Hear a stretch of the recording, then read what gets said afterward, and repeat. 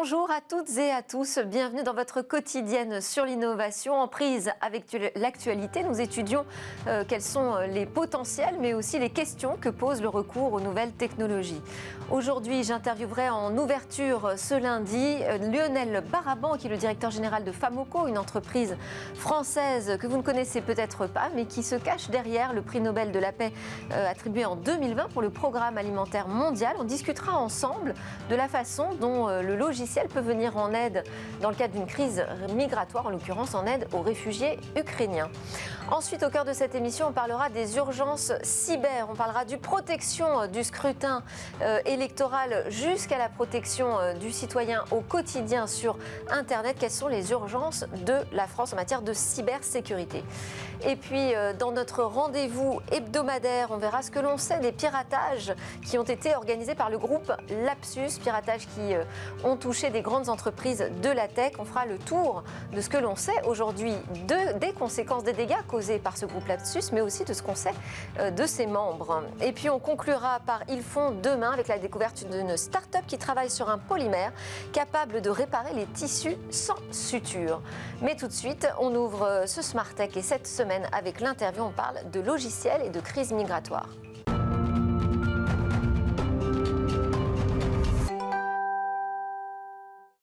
Une des nombreuses conséquences de la guerre en Ukraine, c'est l'émergence d'une nouvelle crise migratoire en Europe. Alors au-delà des défis humains, elle pose des questions logistiques auxquelles les solutions logicielles peuvent apporter des réponses.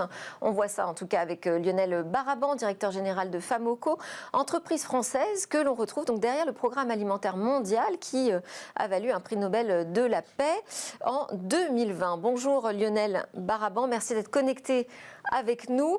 Alors aujourd'hui, votre entreprise propose à l'Union européenne de fournir des technologies pour numériser, sécuriser toute la logistique migratoire que nous vivons actuellement. Expliquez-nous de quoi on parle exactement. Est-ce qu'on parle par exemple de recenser les réfugiés, de mieux les orienter ? Quand on a une crise migratoire de cette ampleur, la première question, c'est de redonner une nouvelle identité aux réfugiés. C'est de leur donner un document opposable, donné par un gouvernement, une ONG tiers, qui soit capable de les reconnaître comme réfugiés. Quand on est réfugié, la première chose, la première question, c'est d'avoir un papier d'identité, d'avoir un document. Et donc le recensement à la frontière des réfugiés, je pense que c'est le premier enjeu pour pouvoir ensuite leur donner des droits. Et ce dont on s'aperçoit, c'est qu'il y a énormément de bonne volonté, un peu partout, mais elles ne sont pas coordonnées. Je parlais il y a quelques minutes avec mon associé qui vit en Belgique, qui m'expliquait qu'en Belgique, aujourd'hui, chaque ville, chaque canton a son propre programme pour les réfugiés. Donc, Famoco a l'habitude de travailler maintenant depuis 7-8 ans avec les Nations Unies dans la gestion de crises migratoires un peu partout dans le monde. Et ce qu'on fait, c'est quand un réfugié arrive, soit dans un camp, soit qu'il est aidé par une organisation humanitaire, c'est lui fournir une carte, donc de l'identifier biométriquement et de lui fournir une carte qui sert à la fois de carte d'identité et à la fois de carte de paiement, ou en tout cas de carte qui lui permet de recevoir ses droits. Et ça permet plusieurs choses. Ça permet de faire fi de la réelle identité de la personne. On n'a pas besoin de faire ce qu'on appelle dans le jargon des fintech le KYC. On n'a pas besoin de faire un KYC très compliqué. On se limite aux données biométriques de la personne qu'on a en face de soi. C'est-à-dire qu'il y a une personne qui arrive devant une ONG qui reçoit en premier lieu les migrants et on leur fournit tout de suite une carte dans lesquelles sont inscrites les empreintes digitales de la personne qu'on a en face de soi et souvent les empreintes digitales de sa famille, sa femme, ses enfants, son mari, les frères, les sœurs, donc la cellule familiale qui est en face de soi. Cette carte, elle sera ensuite utilisée sur des terminaux pour pouvoir recevoir nombre de droits. Et les droits auxquels elles peuvent prétendre sont d'abord des vêtements, du logement, de la santé, évidemment de l'aide alimentaire, peut-être du transport. Et donc, on se rend compte qu'aujourd'hui, on n'a pas encore en Europe une agence comme aux États-Unis, comme les grandes agences. On pense évidemment au HCR, on pense au Programme alimentaire mondial, on pense aux agences des Nations Unies, mais aux grandes ONG. Et pour l'instant, je pense que l'Europe a été un peu surprise par la puissance de cette crise migratoire. Et donc, on essaie de façon très très modeste de mettre notre... Alors justement, on parle aujourd'hui de combien de réfugiés à peu près? Plus de 4 millions, c'est ça? Je ne sais pas où on en est aujourd'hui. Et quels sont les outils qui aujourd'hui sont utilisés sur le terrain? Aujourd'hui, il y a très peu d'outils qui sont utilisés sur le terrain. Il y a très peu d'outils qui sont utilisés pour compter ou pour venir en aide directement aux migrants. Donc il y a chaque organisation, chaque ville, chaque canton, chaque micro-ONG qui prend en charge quelques, parfois dizaines, quelques centaines, quelques milliers de migrants, essaye de mettre de façon un peu chaotique et non organisée une solution. On parle aujourd'hui déjà de près de 4 millions de migrants qui sont en Pologne, en Moldavie, en Roumanie, dans tous les pays limitrophes. Donc ça veut dire qu'on a plutôt une diversité d'outils qui sont utilisés et pas une unicité qui permettrait de coordonner l'ensemble, hein, si je vous entends bien. Vous, ce que vous proposez, donc, c'est d'arriver avec un seul outil, c'est ça qui pourrait être utilisé par l'ensemble des ONG sur place. Qu'est-ce que ça embarque comme technologie ? Alors, d'abord, donc, on propose une seule plateforme, pas un seul outil, parce que ce qui va faire, de toute façon, comme souvent dans les crises migratoires, l'ADN de ce type de migration, c'est quelque chose de tout à fait dynamique. C'est-à-dire qu'on ne sait pas exactement où ils vont aller, on ne sait pas exactement de quoi ils vont avoir besoin, certainement de choses différentes en fonction des populations, en fonction de leur localisation. Donc on va avoir besoin de s'adapter en permanence. Ce qu'on pense pour pouvoir fournir une aide très à l'écoute des gens et très flexible, c'est de les identifier et de leur donner, dès leur arrivée, une carte d'identification sur laquelle on peut ensuite agréger des droits qui sont donnés par des associations humanitaires différentes ou par des ONG différentes ou même par des individus différents. Donc ce qu'on propose, nous, c'est surtout de donner une plateforme pour permettre à différentes ONG d'agréger les différentes aides qu'elle propose. Et alors cette plateforme repose sur quel logiciel? Parce que la clé, c'est le logiciel. La clé, c'est l'identification biométrique des personnes. Une identification biométrique qui ne fiche pas. C'est-à-dire que, évidemment, quand on parle de personnes en fragilité, ce qui est toujours très difficile, c'est de trouver, de tirer la bonne ligne entre ficher les gens, leur donner une carte et puis laisser une situation chaotique perdurer. Alors comment expliquez-nous plus concrètement comment est-ce qu'on fait pour récupérer des données biométriques, les mettre, donc les numériser, les mettre sur une plateforme à disposition de l'ensemble des intervenants qui ont besoin d'y accéder, tout en ne fichant pas? Alors, les technologies qu'on utilise sont assez proches des technologies de la blockchain, sont des technologies d'encryption. Et donc, en fait, quand on récupère les données biométriques d'une personne, au lieu de les stocker sur un fichier central biométrique, on les stocke sur la carte qu'on donne à la personne. Donc, en réalité, la seule chose qu'on fait, c'est que quand on rencontre quelqu'un, on prend ces données biométriques, on les inscrit, on les écrit. On écrit un petit fichier digital sur la carte et on remet la carte aux migrants. Ça permet de garantir, chaque fois qu'il va rencontrer une nouvelle organisation, qu'il va récupérer un droit, de prouver qu'il est bien la personne qui a été inscrite sur la carte. Et on peut faire ça sans avoir besoin d'un fichier central. Et ça, c'est très très important parce qu'on ne fiche pas les gens, on garantit simplement que telle personne est bien celle qu'on a vue, est toujours la même qu'on a vue d'abord à un poste frontière, puis dans un camp, puis dans un village, puis dans un autre pays. Donc on peut la suivre sans l'afficher en ayant comme point d'ancrage sa donnée biométrique. Sans fichier central, mais quand on présente sa carte et qu'on doit faire valider son identité, ça veut bien dire qu'il y a un moment une correspondance qui s'effectue avec des données qui sont stockées sur un serveur. Non, sur la carte. Sur la carte, mais pour la vérifier, la carte, l'information de la carte. Expliquez-nous précisément comment ça fonctionne. On est dans Smartech, vous pouvez y aller. D'accord. Donc ce qu'on vérifie, ce qu'on appelle du match on card, donc ce qu'on vérifie, c'est que vous arrivez devant un marchand, devant un supermarché, vous présentez votre carte et on vous demande de vous identifier par rapport à cette carte. Donc vous allez présenter vos empreintes digitales et ce que va faire le petit terminal, c'est qu'il va regarder si les empreintes digitales que vous présentez sont bien celles qui ont été enregistrées dans la carte. Donc on vérifie que les empreintes présentées sont bien toujours celles qui sont sur la carte. Donc c'est le même modèle que ce qu'on peut comparer peut-être avec le pass vaccinal aujourd'hui. On peut comparer avec le pass vaccinal aujourd'hui, oui, sauf que le pass vaccinal aujourd'hui n'a pas de biométrie. Mais effectivement, vous avez raison, le pass vaccinal marche offline, c'est-à-dire que le QR code qu'on nous a donné comprend certaines informations qui ont été codées dans ce QR code, et quand on lit ce QR code, on vérifie que les données qu'on présente sont bien celles qui sont inscrites dans le QR code. On peut faire cette comparaison, oui. Et vous en êtes où alors aujourd'hui avec l'Union européenne sur ces discussions, sur votre proposition d'apporter cette aide logicielle ? Je crois que pour l'instant, ce qu'a fait l'Union européenne, c'est de gérer une première urgence qui est celle de l'arrivée des gens à la frontière.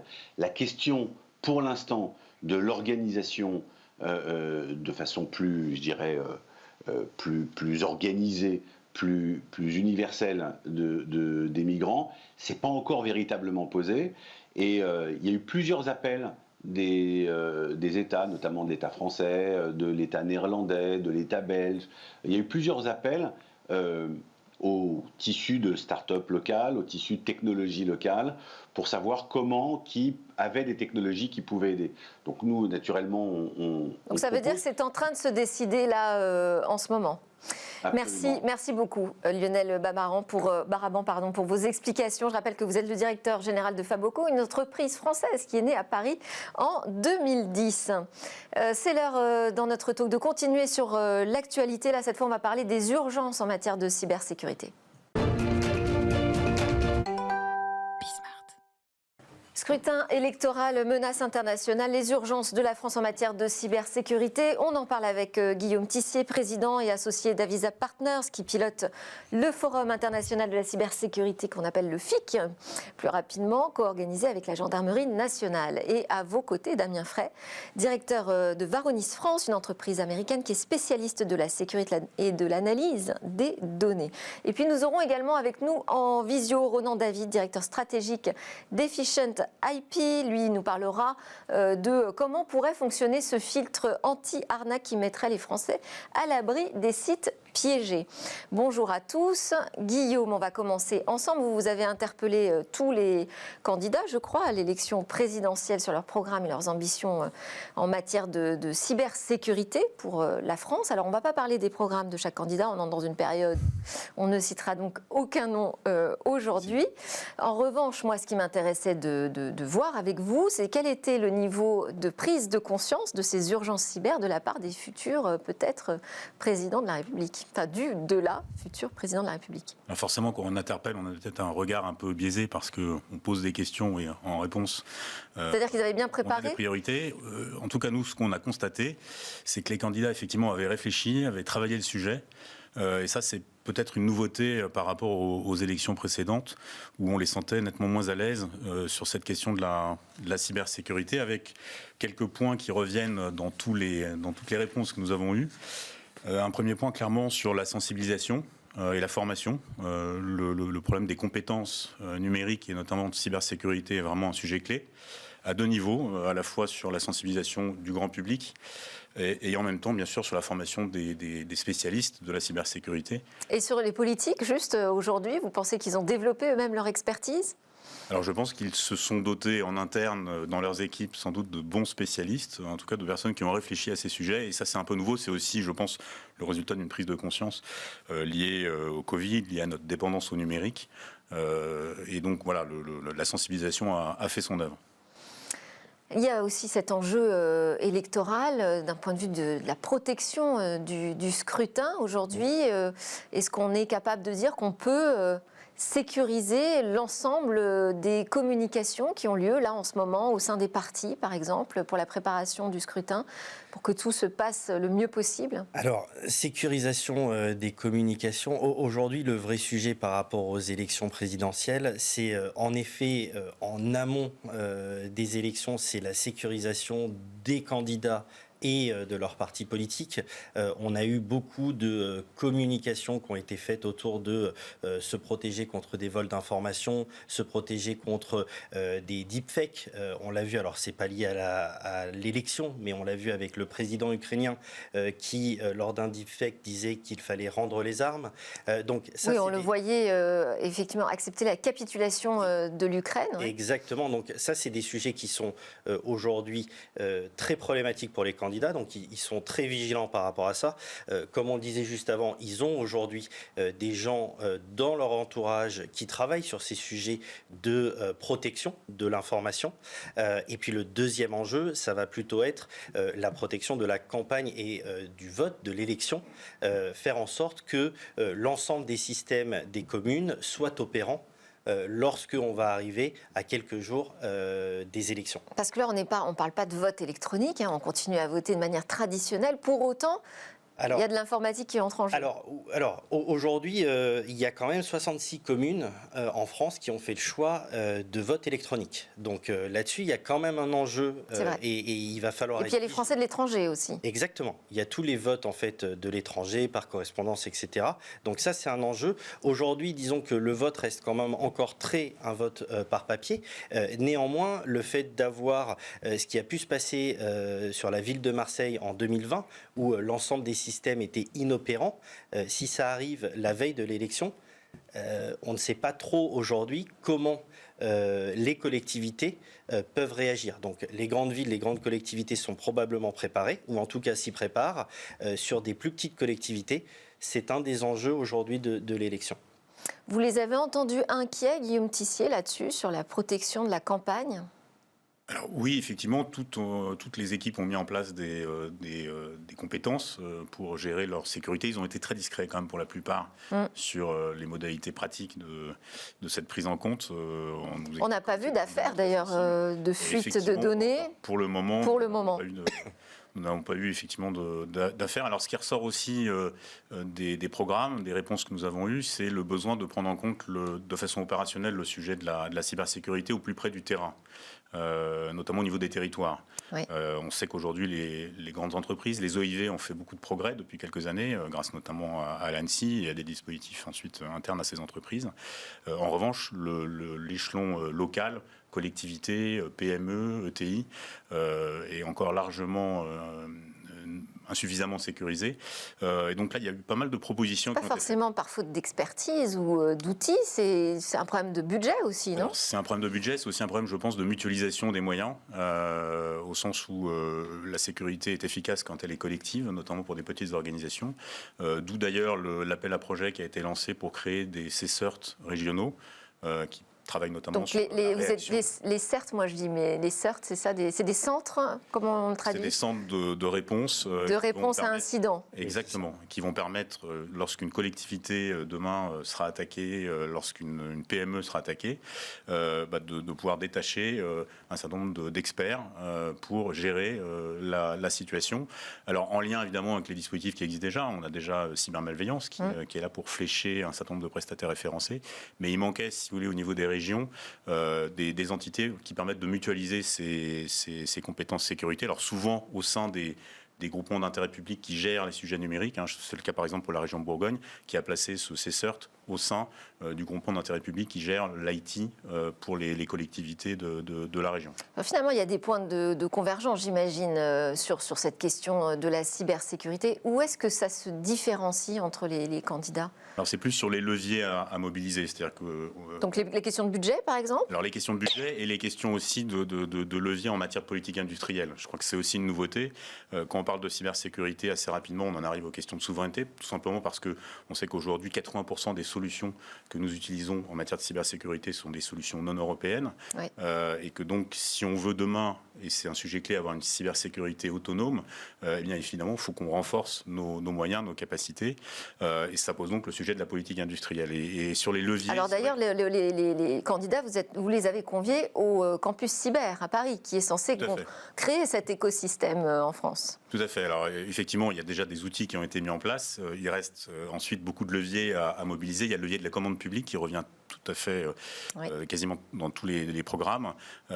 Commande publique, tout simplement parce que c'est un levier absolument essentiel. Ça permet de flécher la commande publique vers des acteurs souverains. Et si on ne mobilise pas ce levier, on n'a pas forcément beaucoup d'autres moyens permettant de donner aux entreprises ce qu'elles souhaitent. Alors, bien sûr, il y a des subventions, il y a des choses qui existent en matière de R&D, mais ce qu'elles souhaitent avant tout, quand vous interrogez les startups, les PME, c'est des contrats, c'est de la commande.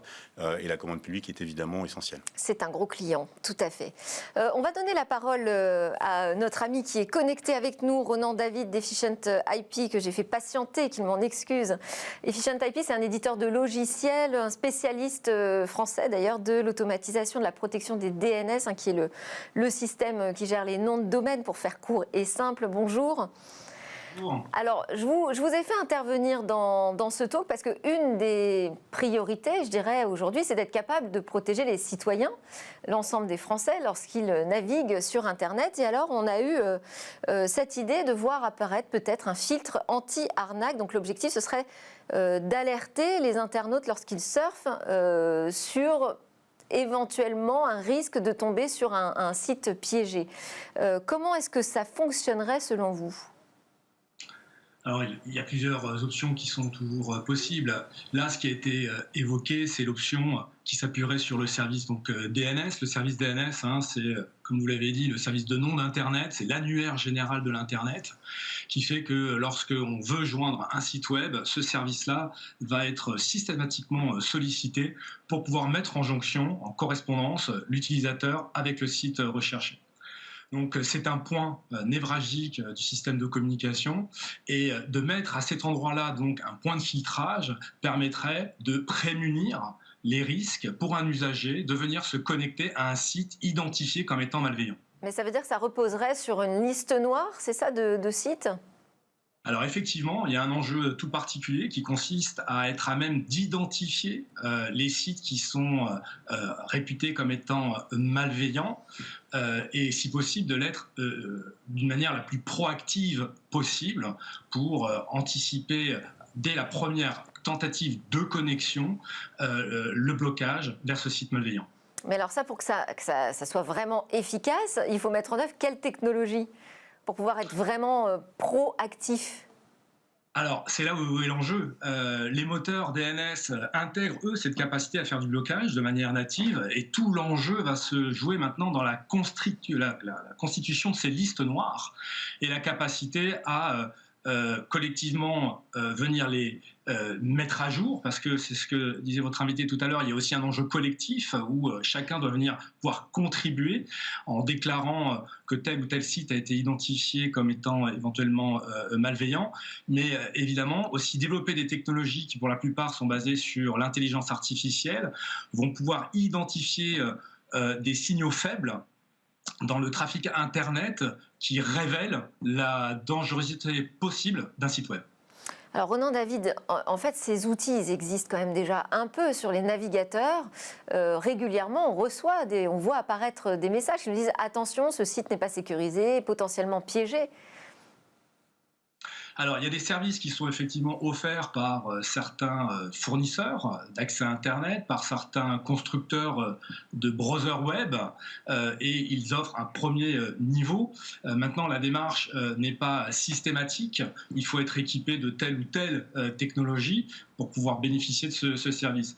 La démarche qui est proposée ici, c'est de faire en sorte que ce service de surveillance, d'une certaine manière, et donc d'alerte, soit plus universel et proposé au plus grand public, et ce, de manière au départ facultative, pour pouvoir protéger contre ce type de site malicieux. Damien Frey, une réaction là-dessus? C'est un beau projet et je pense que c'est important. Après, aujourd'hui, la vraie complexité, et c'est ce dont parlait Ronan, c'est la capacité à définir le plus rapidement possible cette liste noire de sites malveillants. Et puis alors, qui s'évalue en millions d'adresses, j'imagine. Oui, je pense qu'il y en a énormément et puis surtout, il y a des spécificités par rapport à la localisation, c'est-à-dire qu'aujourd'hui, les risques en France ne sont pas les mêmes qu'aux États-Unis ou qu'en Asie et donc la vraie complexité, ça va être de pouvoir identifier ces choses-là. Après, aujourd'hui, qui n'a jamais reçu sur un groupe WhatsApp ou sur un email un lien pour gagner du chocolat Milka et qui en fait est juste un lien sur un site de phishing pour récupérer des informations et des credentials de personnes lambda. Donc voilà, c'est des choses qui arrivent très très régulièrement et aujourd'hui, je pense que c'est une bonne initiative en effet de pouvoir protéger le grand public et de les sensibiliser par rapport à ce risque cyber. Ça a aussi un intérêt pour nous qui travaillons plutôt avec des entreprises privées, parce que si le grand public est sensibilisé, lorsqu'ils vont arriver dans le monde de l'entreprise, ils seront de facto sensibilisés à ces risques de phishing.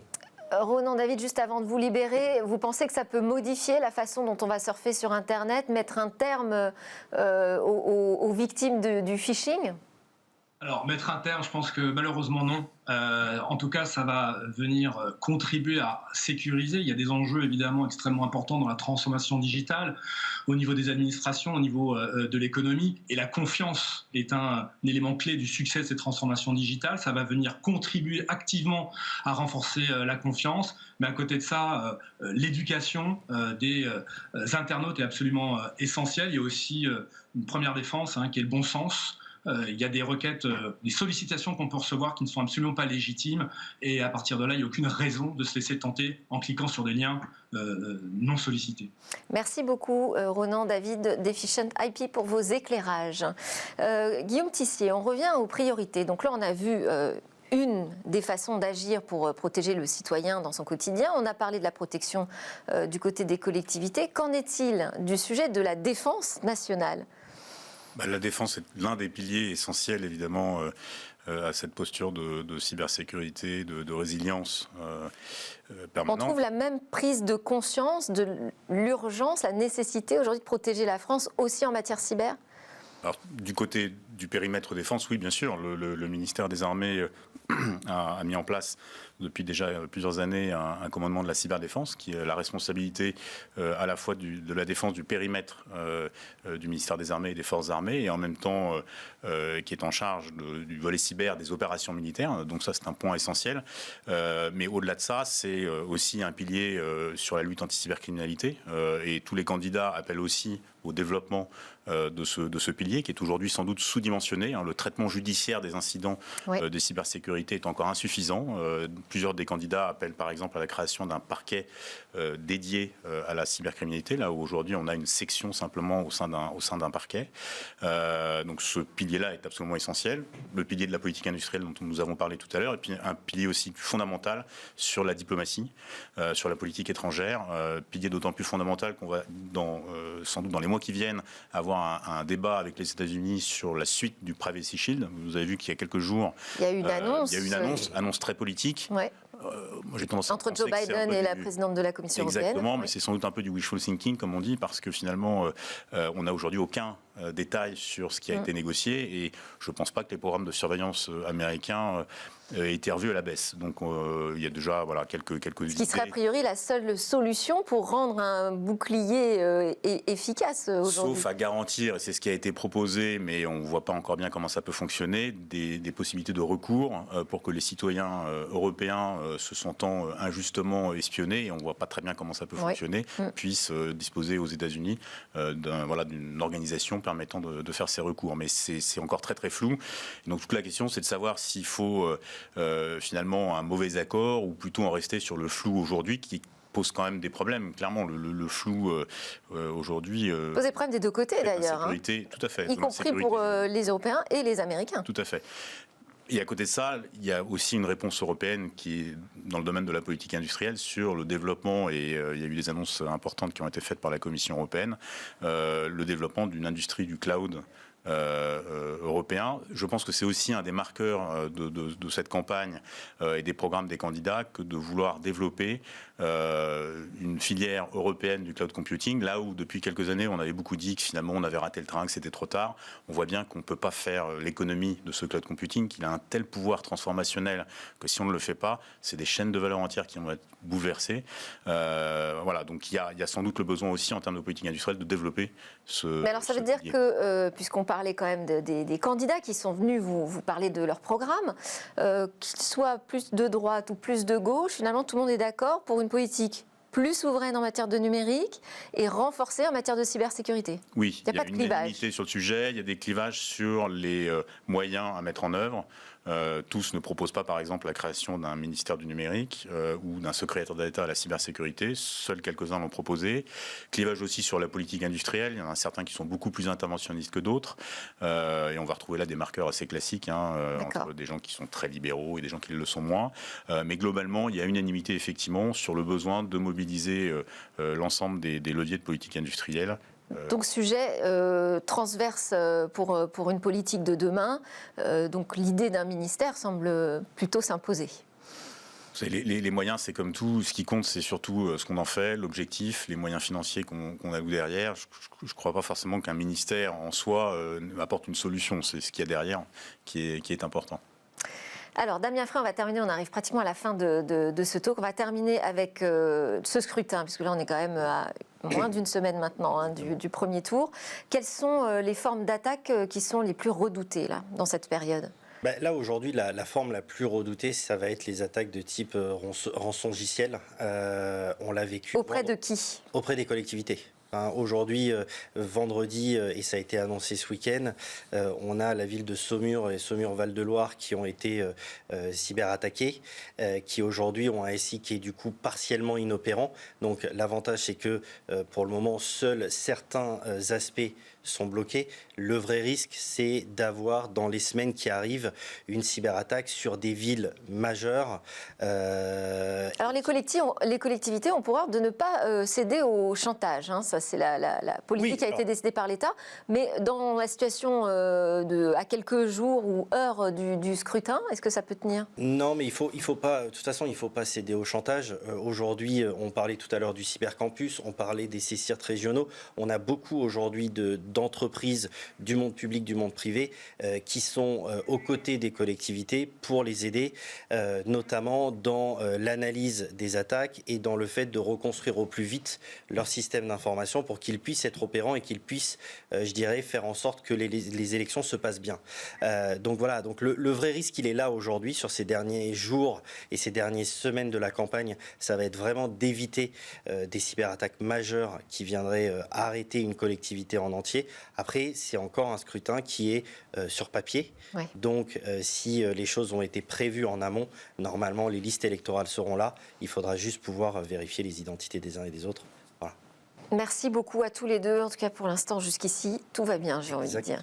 Merci Guillaume Tissier. Donc, vous êtes le président associé de Avisa Partners qui organise notamment le FIC, et Damien Frey, directeur de Varonis France. On se retrouve juste après la pause. On continue à parler cybersécurité avec Damien Bancal qui va nous dire ce que l'on sait aujourd'hui du groupe Lapsus.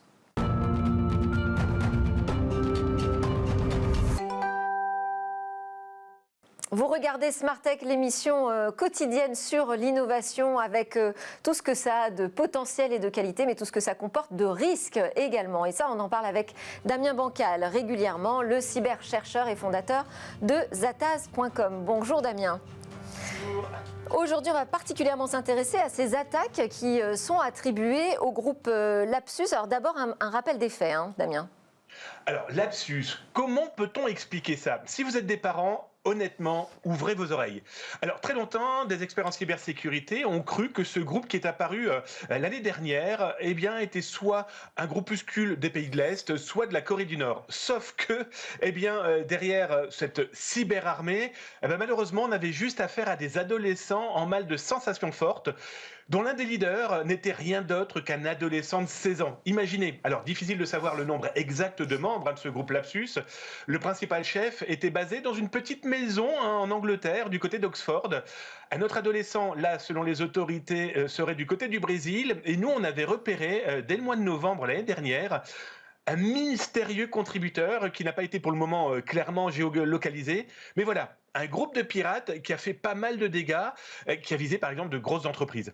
Oui, alors justement, rappelons les faits quand même, les entreprises qui ont été visées, ce sont quand même des géants de la tech aujourd'hui, on peut le dire comme ça. Ah bah oui, complètement, on n'est vraiment pas avec des débutants. Alors il y a eu Nvidia, Samsung, Vodafone, Microsoft avec des fuites de données, de code source, voilà, de véritables pointures. Et il ne faut pas s'étonner. Pourquoi ? Parce que derrière ces cyberattaques, eh bien on s'est retrouvé avec quoi ? Simplement des infiltrations, mais vraiment assez simple. Alors je m'explique. Il s'est avéré que certaines attributions de Lapsus dans ces intrusions débutaient par quoi ? Eh bien de l'interception de login et de mot de passe. Eh bien voilà, il a volé le mail et le mot de passe d'un employé par exemple qui on le rappelle parce qu'on en a souvent parlé chez nous, c'est que utiliser son mail professionnel et son mot de passe sur d'autres sites, eh bien, c'est des portes ouvertes très claires, eh bien, des malveillants qui pourraient se servir. Et là, ça a vraiment été le coup, ça a été vraiment malheureusement une réussite. Alors, comme je vous le disais, Microsoft, Samsung, Nvidia, Vodafone, LG, etc., etc. Petite finesse aussi, dès le mois de novembre, ce groupe diffusait aussi un code source d'un antivirus assez connu et très connu parce qu'il a été montré du doigt dernièrement, eh bien Kaspersky. Donc voilà, un groupe de pirates très étonnant et malheureusement très jeune. Et alors, ce groupe a été arrêté ? Oui, il y a quelques jours, fin mars, les autorités britanniques mettent la main sur 7-8 individus, dont ce fameux leader de 16 ans. Alors pour la petite histoire, il a été découvert plus de 10 millions d'euros sur son compte en banque en crypto-monnaie, parce que ce groupe de pirates faisait aussi du chantage. Allô, bonjour, c'est Lapsus. Si vous ne souhaitez pas qu'on diffuse vos informations, payez. Ça vous montre aussi que, eh bien, ces mômes, parce que désolé, mais des adolescents de 15-16 ans, ce sont des mômes. Les parents n'ont pas prêté attention. Ils ont même ouvert des grands yeux en se disant « Ah, mais notre fils ne faisait rien de grave. » Non, non, il piratait simplement toute la planète. Et ils avaient une technique assez étonnante. Ils recrutaient. On a découvert des messages de ces pirates informatiques qui expliquaient, voilà, vous travaillez chez un opérateur, chez un hébergeur, et bien venez, on va vous donner quelques milliers de dollars pour nous laisser les portes ouvertes dans votre entreprise pour qu'on puisse les cyberattaquer. Ah, donc ils soudoyaient des employés internes. Et alors, donc, est-ce qu'on peut dire finalement que ce groupe Lapsus a été arrêté si on considère que c'est un groupe aux frontières un peu vagues ? Ah ben, c'est clairement sans aucune frontière, d'abord numérique, même si on en a repéré en Allemagne, au Brésil, au Royaume-Uni. Ils continuent à vivre ce groupe. Il faut savoir qu'ils agissaient énormément sur Telegram. Alors, comme tout adolescent, ils aimaient un petit peu se vanter, voire beaucoup trop. Et donc, du coup, dès le mois de novembre, ils avaient été repérés. Il faut même savoir que dès le mois de janvier de cette année, eh bien, d'autres pirates informatiques avaient fait ce qu'on appelle un doxing. Bref, toute la carte d'identité physique, non plus virtuelle, eh bien, de l'individu en chef du groupe Lapsus a été diffusée. Ce qui est terrible, c'est nom, prénom, tout son environnement numérique, mais aussi tout son environnement familial, avec papa, maman, tonton, tati, etc., etc. Bref, des gens ont voulu faire taire. Eh bien, un groupe de pirates informatiques qui faisait de gros dégâts, sauf qu'ils ont annoncé dernièrement qu'ils prenaient quelques vacances. 2 jours plus tard, ils continuent à diffuser des informations sur une grosse société américaine. Bon, affaire à suivre. Donc, merci beaucoup, Damien Bancal. Petite précision, on va vous croiser à Lille cette année pour le FIC, le Forum sur la cybersécurité. Ah bah c'est indispensable, on en parlait, vous en parliez là il y a quelques secondes. Oui, donc au mois de juin, je serai présent au FIC. Alors moi, plus précisément pour l'EC2, l'European Cyber Cup, que j'avais animé l'année dernière. Et cette année, eh bien, je vais continuer à vous présenter des concours de ethical hacking, de piratage éthique. Et à Paris, quelques jours plus tard, où là, ça sera pour le The Hack, l'ancien rendez-vous hacker qui a, depuis 2 ans, ne pas pu agir à cause de la Covid. Eh bien là, ça revient, le The Hack. Alors, ça sera le 24 et 25 juin, là, c'est à Paris. Et là, pareil, on pourra s'y croiser. Vous pourrez aussi croiser énormément de passionnés de cyber. Eh ben, contente de vous voir sur Paris. Merci, Damien Bancal. Donc, vous êtes, je le rappelle, le fondateur de Zataz.com. À suivre dans Smart Tech, c'est notre séquence Ils font demain. On termine cette édition comme chaque lundi avec un reportage chez ceux qui travaillent sur les technologies d'avenir. Aujourd'hui, c'est la découverte d'une société qui entend révolutionner certaines procédures médicales. Celles qui aujourd'hui notamment nécessitent de recoudre des tissus, voire de les agrafer. Alors à l'échelle microscopique ou à grande échelle, ce polymère synthétique né d'une recherche menée au MIT est capable de réparer les tissus avant de disparaître sans laisser de traces. On regarde ce reportage qui a été préparé par Cécilia Sévry et Soisy Coulier. Bonjour à tous. Réparer les tissus humains sans fil ni agrafe, c'est l'objectif que s'est fixé la start-up française Tissium. On est venu ici à la rencontre aujourd'hui du cofondateur de la start-up, Christophe Bancel, pour découvrir les secrets de ce polymère que la start-up a mis au point. C'est parti. Alors chez Tissium, votre rôle c'est de réparer les tissus sans agrafe et sans suture. Exactement. En fait, si vous regardez les différentes techniques chirurgicales, elles utilisent des sutures, des agrafes, des vis ou des clous. Et ces techniques-là sont inspirées de l'artisanat, comment on assemble de matériaux. Il y a eu énormément de progrès les 20 dernières années sur la robotique, la célioscopie pour aller sur l'organe de manière moins invasive. Mais une fois que vous êtes sur le tissu, vous êtes toujours invasif parce que les matériaux qu'on utilise, ces fameuses agrafes ou ces fils, sont traumatiques. Si vous voulez changer la façon de faire des procédures, vous n'avez pas d'autre choix que de créer ou d'utiliser de nouveaux matériaux. Tissium a inventé une nouvelle classe de matériaux qui permet de réaliser certaines procédures de manière totalement atraumatique.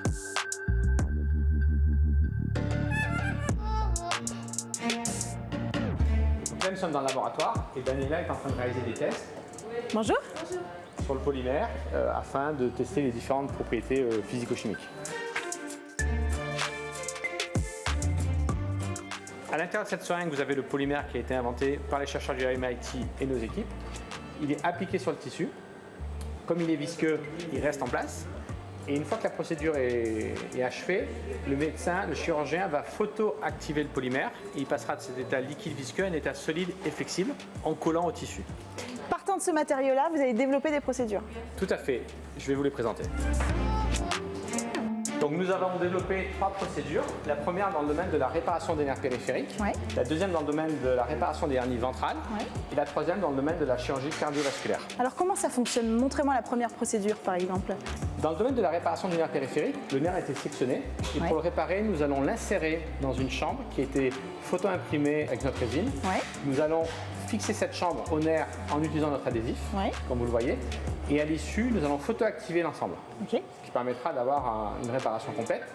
Le nerf va pousser à l'intérieur de la chambre, et à l'issue de cela, vous allez avoir l'ensemble du système, que ce soit la chambre et l'adhésif, qui vont se bio-résorber. Génial. Comment Tissium va participer au monde de demain? Dans le domaine des dispositifs médicaux, en général, l'innovation vient du chirurgien. Et il se rapproche d'ingénieurs pour essayer de répondre à une problématique qu'il a rencontrée. Les ingénieurs regardent quelles sont les technologies disponibles, ils les assemblent pour apporter une nouvelle solution. Nous avons une démarche un peu différente, nous sommes partis de la science. Nous avons inventé une nouvelle classe de matériaux avec les chercheurs du MIT. Et ce matériau-là, aujourd'hui, nous sommes en train de démontrer son potentiel, son utilité dans différentes applications. Mais nous envisageons demain qu'il sera une nouvelle brique technologique à la disposition des ingénieurs, des chirurgiens pour innover et inventer les procédures de demain.